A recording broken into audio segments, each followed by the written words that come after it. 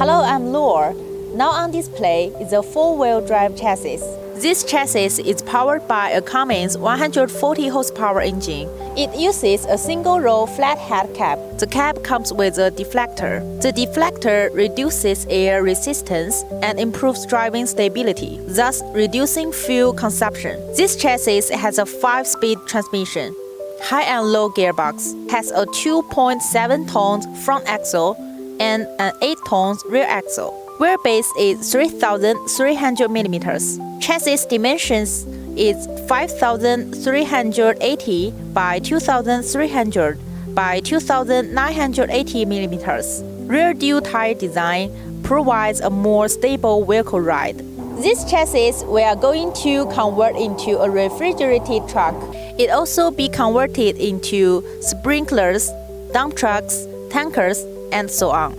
That's it for today's video. If you are interested, please go to our official link. We will see you next time. Bye bye.